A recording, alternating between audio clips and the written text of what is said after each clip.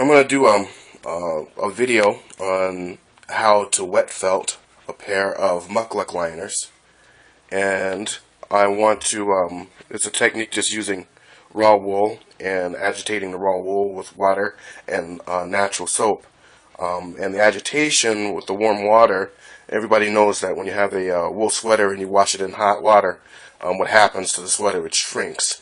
And what I learned was that the fibers of the wool have little scales on them that open up with the hot water, and then what happens is they intertwine on each other, and the scales lock on like barbs. And the more you agitate, the tighter it gets. And I even learned that that in the ancient times, wool was felted so compactly that it could repel arrows, or arrows couldn't go through it as armor, so as a form of armor. So that was really interesting to me. And small project I worked on, I did work it really tough and tight, and it ended up being pretty dense. So right here is a pair of mukluks I made for my daughter, and these are deer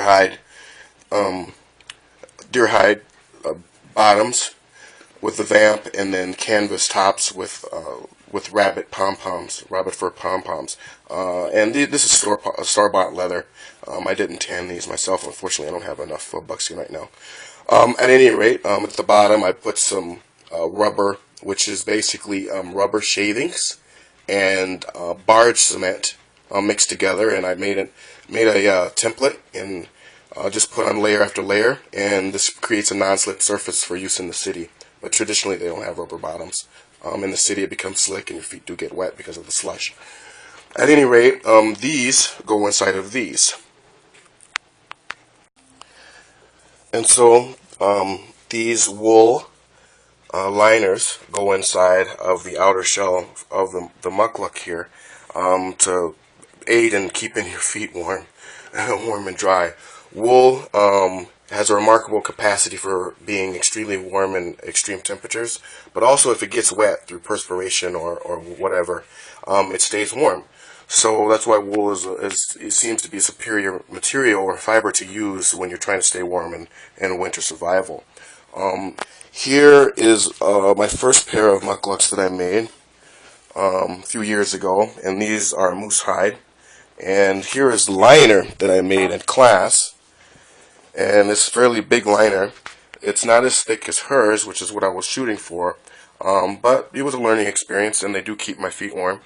And this was using wool batting, and for these pink ones here I used wool roving, and the roving is combed out wool.